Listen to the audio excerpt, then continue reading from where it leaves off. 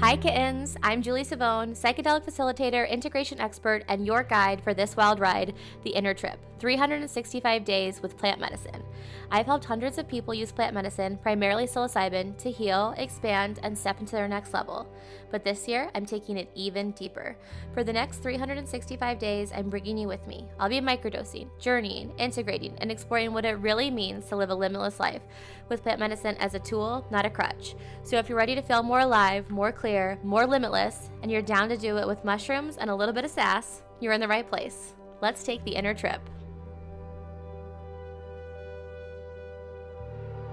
Kittens, today we are doing an experiment inside of this experiment, the Inner Trip, 365 Days of Plant Medicine. We're going to be talking about burnout, we're going to be talking about nervous system, and we're going to be assessing the current situation, boots on the ground, and forecasting 4 months into the future. So let's get into it. My mini experiment within an experiment is all about looking at the women who are joining this round inside Limitless Women. So as I record this episode, it is the first week of February.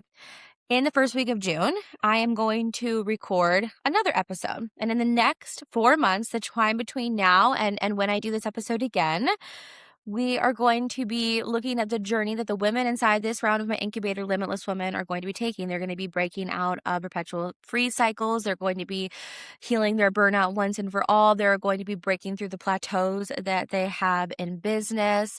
They are going to find their spark and their love and their zest for their business and their life again. They are going to be establishing some really clean, energetic agreements in their life. So that is the experiment. I'm going to set the stage of where we are now. We're going to talk a little bit about nervous system and burnout. We're going to talk about living in, survival mode, and those women who feel like I've tried everything, but something deeper is wrong. So for those people who feel like they're stuck in survival mode and like they can't figure out why burnout won't go away, let's dig into it. So I want to tell some backstory about where the women are right now who have signed up for Limitless Women, because they're feeling like they are really just like exhausted. They have some underlying anxiety, but the feeling right now that's really keeping them stuck is this. What does one of my clients call it? I want to find the message. She had messaged me last week and she said, Julie, I need to do Limitless Woman. So I was like, okay, well, first of all, she's one of my favorite people. So I was super excited that she wanted to join. But she said she has a brain block. Okay, so let's talk about what she was talking about. She said she's been so wildly unmotivated to do absolutely anything, whether that's in business or in personal. She feels, right, like her assessment of herself is that she's being lazy, and she just wants to go home and do a craft, which is so funny. I didn't know she was into craft. So to hear her say that, I giggled a little bit. She also doesn't give super like craft energy. This woman is a badass. Like, let me paint you a picture of this woman. She is so freaking talented. She left a career in a really high paying industry. I'm not going to say which one because I don't want to I would never want to out someone, but a career that makes a lot of money. Okay. She left a super high paying career. When her dad died unexpectedly right after his retirement and was like, fuck this, I'm going to do something that I love. So she went and pursued her passion. And she's opened up a clinic of her own. Again, I'm trying not to give too many identifying details, so I don't want to out someone. But she opened up a clinic of her own where she not only is able to practice her area, but she then also has spaces for other people in related areas to come in and rent space and all be part of this, essentially like a collective that she's opened. So she went from, this high paying career, starting over in her career, and then renting like a space and then renting a couple spaces. Oh, and just like she's moved like across the country, like to totally different environments, right? To now opening her own space, right? And so her own space is doing well. This was her big push last year. I remember right around the time when I moved, she was like looking at new locations and trying to find the right space to open this, like her own space, her larger opportunity. And, she's since done that. She's opened it up. She has, I believe it's fully like rented out all of her other spaces. So she did all these amazing things, right? And that was her really big push last year. And so she was texting me and she's like, the whole point of like doing this was to be able to scale and to grow. And now I've got it open and it's running really smoothly and it's making money, but I'm really coasting. And I'm not engaged with the work anymore, and I see like the profit margins and they could be doing a lot better, and I know that would require work on my end. She said the aha moment for her was going into this office hours thing with a marketer, and the marketer was telling her all these things that she was supposed to be doing, like getting referrals, marketing, networking, stuff that she already knew, stuff that she like had already could probably like write down. If someone asked her, hey, what are the 3 things you should be doing right now to grow your business? She would write these things down. But she had a visceral response, this brain block, even just hearing about it, where it was like, nope, I'm not going to do that. And that was how she knew it was time to do something different, right? Because sure, it's not like she doesn't know the things. It's also not like she can't do the things, meaning she doesn't like know how to do them. And then the days, some days her days are packed with client meetings and messages and tasks for her space. But by the end of the day, it just feels like there's this growing, almost like ick, right? We get the ick for our business and it feels like nothing meaningful has really happened. Like no forward motion has happened. It's like she knows she's constantly doing something when she's in office, but she's like rarely feeling caught up or satisfied with the progress. And it's not like she isn't putting in the effort, when she's there. Of course, it can be hard to like, for her, it's oftentimes the resistance of overcoming the initial resistance, the inertia of like getting there in the first place. But when she's there, she's fine and she can do all the things and she can execute, which also is really signaling to me like some like high functioning burnout and nervous system dysregulation. But it's like all of the effort doesn't seem to add up. And so the issue isn't that she's like undisciplined or lazy, even though she said like, I just feel so lazy, or that she's bad at managing her time. It's like a deep, deep burnout that shows up, during the day with these like invisible self-sabotaging habits that you're not consciously choosing, but that are being played out because your nervous system is just living in survival mode. So for those of you who feel like you're doing all the right things, whether it be like managing your calendar or taking time off, that's like another thing I want to come back to too, because this woman, the one in particular I'm thinking of, she is someone who like, she has fun in her life, right? Like she just went on this big trip to, again, I don't want to say anything where people can like go and be like, oh, that's her. A trip across the ocean somewhere really cool. And she like booked 3 more trips. And she's very adventurous. She travels. She has so many friends. Like she does social things. She, is dating. She's outside. She works out. She like eats right. So it's not that like she doesn't do these things like, plan a trip or take time off or enjoy time with other people, but she's still feeling like anxious, still feeling exhausted. And from the outside, her life looks really successful. Like she definitely has one of those Instagram lives where you're like, oh my God, that's so fucking cool. But inside, it's feeling like, oh my God, I have to keep pushing. I can't slow down. I'm trying to hold it all together. And so there is this underlying conversation for her around like, why hasn't the burnout gone away despite these trips, despite resting, despite, she does go to therapy, she does all these things. And it is really because her nervous system hasn't actually come out of survival mode. And especially things like trips where people are like, oh, I went on this trip and then I felt like energized for 2 weeks when I came back. But then this thing like kept going. It's to me that's saying, yes, of course it did, because you put a Band-Aid on the problem. Right. And it does feel good. Like trips are a big, big dopamine hit. Right. But it doesn't actually do anything to solve the root cause of the burnout, because your burnout is about what state your nervous system is living in day to day. And when she was telling me all these things about like she was experiencing in her life, what I was really hearing is she was in a functional freeze state. So when your body is stuck in fight, flight, freeze, or fawn, which she's in shutdown mode. She has really struggles to get herself to do certain things when she's not, like when she doesn't make the trip into the office or whatever, or to her collective space. And when you're in one of those, or you're in fight, or you're in flight, or you're in fawn, even when you do something like rest, even when you do something like to take a trip or go have dinner with your girlfriends or work out, your body isn't able to recover because your nervous system is still super activated. I don't know if we did the rubber band like example in another episode, but I want to come back to it. And for my listeners, you're just going to have to trust that I'm giving you a great example right here and right now. But so your nervous system gets activated, and when your blood flow goes into the amygdala, right? And so let's take that extreme example again. You get in a car accident, and so all the blood flow in your body is directed towards your amygdala, which its main prerogative is keeping your body alive. And so you aren't even thinking, your amygdala is taking over, and it bypasses conscious thought, and you're like, okay, I got to get out of this car. I got to away from this car. Like, what if the car explodes? Like, I'm putting my hands up, like I'm bracing for impact. All of these things you're doing that aren't even like, you're not registering them. You're not thinking about it, right? It's a reflex. It's your amygdala. And so your amygdala is activated, and you get out of the car, and you get to safety, you get home or something, right, after the car accident.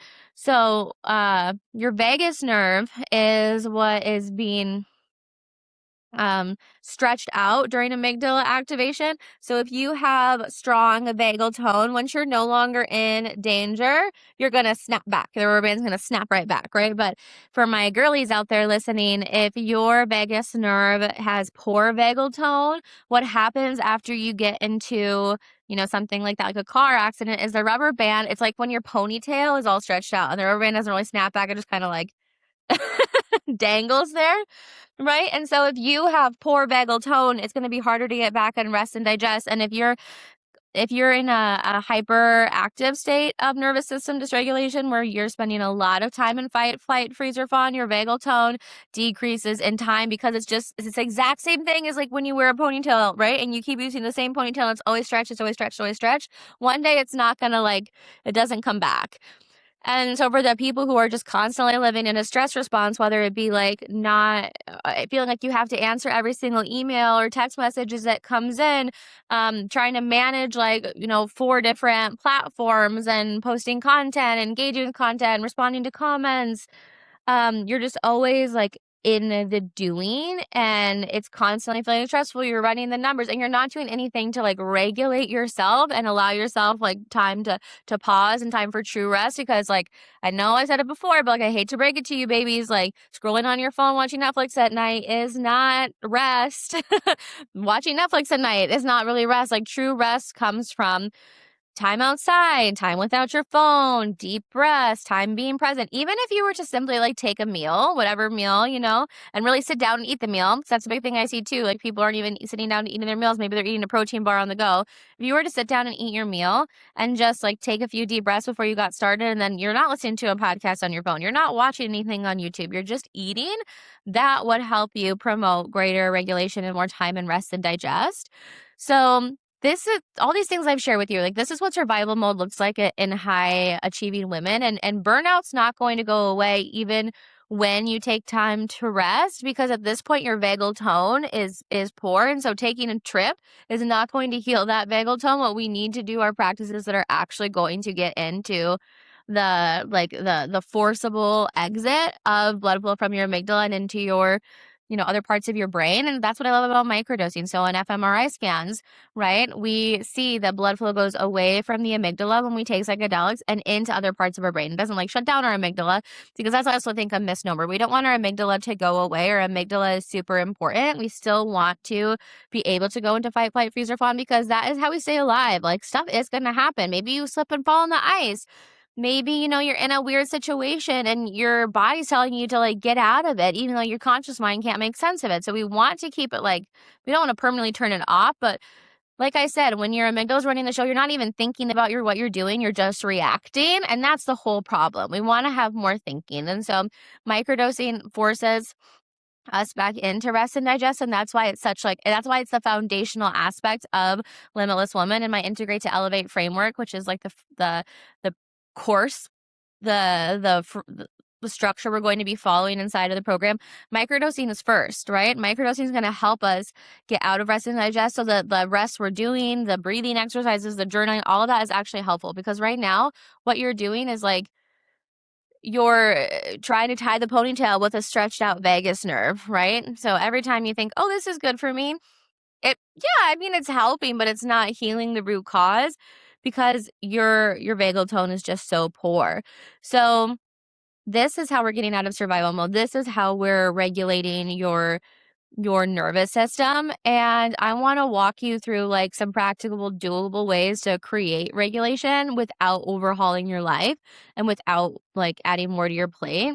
So, if you're tired of pushing through and you want tools that actually work, like stick with me through this. Um, I would say microdosing is the foundation of it, right? Like I've said it before and I'll say it again. I really would encourage you to start a microdosing practice. There are a million good protocols out there. You can listen to my protocol episode of like finding the right protocol for you. But if for some reason you're either not open to that or like it's not something that you want to do right now, or just like, no, like intuitively I can feel that that is not for me, I would start with something that's a little bit more concentrated, but it's definitely powerful, where I would find a day this month, probably a weekend, where you turn off your phone and you step away. Because here's the other thing, like when we think about time with friends or vacations or whatever, what's still present? The phone, right? You're posting on Instagram, you're doing all these things. So taking time to turn off your phone for a day, not be on it, not be on the screens, and really take some time to sit with yourself. And you're like, what does that really mean? Well, that can look like going for a walk, obviously, without your phone. I actually really like going for a walk without my phone because it helps me process, or something about like the forward motion of like moving my thoughts and my feelings forward. And it can give me a lot of great clarity. Just like sitting outside and taking some deep breaths. And you know what? I'll actually take you through an exercise right now. If you're like, you know what, Julie, I don't know what it means to sit with my feelings. How the heck what does that mean? How does that look? Let's do something together. So I want you, if you can, if you're not driving or whatever, I want you to pause right now and just go ahead, sit up really straight wherever you are, feeling like your sits bones rooted on the chair, on the couch, on the floor. Close your eyes. I want you to take a nice big deep breath in through your nose, expanding your stomach and then your rib cage, filling up through your chest, filling up all the way to the top of your head. Seal your lips at the top. Take in one quick sip of air and then open mouth exhale. Letting it all go, releasing it, maybe doing an audible sigh with that. Let's take another breath like that, filling it up slowly through your nose, into your belly, into your chest, up all the way through your head. Let's hold it here. Just let that energy pulsate, let it move. Feel the energy moving in your body as you hold it at the top, and then open mouth, exhale. Audible sigh, let it go. Rush out, rush out, rush out. Beautiful. And then one more breath just like that. Deep, deep, deep belly breath. All the way to the top. When you get to the top, take in one more sip of air. And then once again, notice where can you feel that energy? Can you feel it tingling in your fingers? Where can you feel that? And then open mouth, exhale. Whew, let it all go. I want you to return to your normal breath. I want you to, whatever feels good for you, and out through your nose or your mouth. Maybe imagining your breath as a wave. As you breathe in, the water rushes toward the shore. As you breathe out, the water recedes back into the ocean. Just settling into your breath here. And now I want you to be open to asking, what feelings are present for you and where, right? Bring your attention to the where. What feelings are present for you and where? Maybe there is a feeling of contraction in your back. Maybe there is a soreness in your leg. Maybe there is a tightness in your foot. So allow the sensation, allow the feeling to direct your awareness, direct your attention. And then I want you to take a second in your head, describe that. Maybe it feels like a heavy stone or a scratchy sweater. Maybe it feels hot, like there's a match, right? Just bring your awareness to the feeling, to the sensation. And I'm going to ask you a question. If you have an answer to it, amazing. If you don't, beautiful. There's no right, no wrong. If it has a color or a shape, what color or shape would you give it? Noticing that as well. Maybe it's a yellow triangle or blue square. or something else or not at all. Okay, beautiful. Now that you're giving your full attention to that sensation, I want you to stay present with it. Can keep your awareness on it and start to breathe with it, right? As you breathe in, bringing that fresh air to it.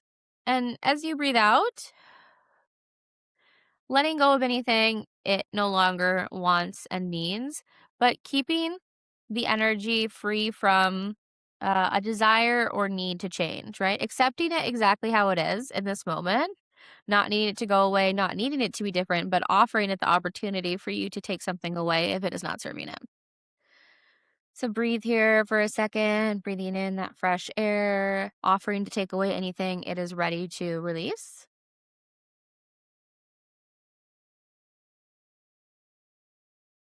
And after you've breathed for some rounds with it, I just want you to notice like what's different, what's shifted. Maybe it's still there, maybe it isn't. Maybe the intensity of the sensation, of the color, of the shape, whatever, has shifted, has changed, has decreased. Maybe you have more acceptance toward what it is, right? And so, whenever you're ready, you can wave it goodbye, tell it thanks for hanging out with you, and wiggle your toes, move your fingers, open your eyes, come back to the room. And you may be thinking, like, well, Julie, like, that was a sensation in my body. That wasn't a feeling. Your feelings manifest. Your feelings manifest as sensations in your body, right? What is anxiety? It's the heart racing, it's the blood pumping. What is anger? Maybe it's the heat that's coming off of your body. Like everything has a physiological component. So when people have a hard time like getting in touch with their feelings, I bring them into their body instead because it's a lot safer to say like, yeah, my back has a knot in it than it is to say, I am angry at my partner because I feel like they don't pay attention to me, right? Which one of those is more vulnerable? So you might be thinking, well, that wasn't my feeling. It was. Something moved. Something moved. And so this is the point of this work, right? It's to be able to get in touch with these things that have been you've been carrying them around for a long time. So whether that be something a practice like we just went through, a walk without your phone, I really enjoy. It's funny that this woman said crafts. I really enjoy like painting on these days or coloring or sketching or something.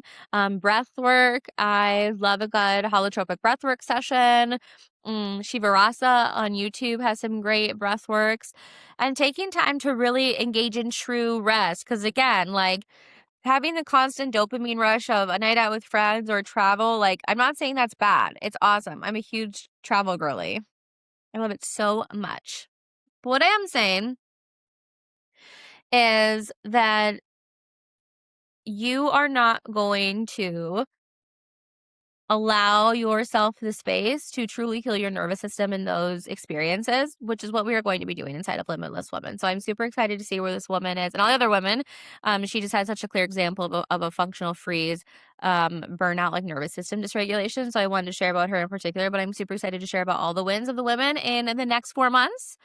Um, and, this woman is someone who, this will be our first time working together in microdosing. It won't be our first time working together. She's someone who's come on 2 other retreats, and she is coming on a third. She's coming with us to Mexico. And as you're listening to this, my Galentine's Day special is up and running. So for Galentine's Day, I'm doing a pretty big discount, up to $2,000 off of retreats when you and your friend book together. So the discount applies only when you and your friend book together, but it is a great way to both get to travel, get to experience new things, and to do some of this deep healing, because she's already done a lot of the healing work.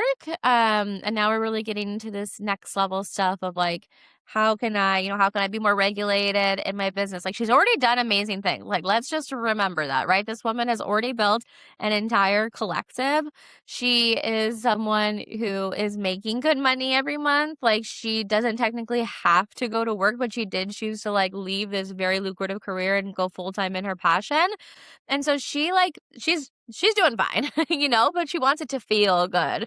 So I'm super excited to see follow her Limitless Woman. If you're interested in the Galentine's Day special, check out my retreats page. This is linked below. DM me Galentine's on Instagram for more information to see what the availability is.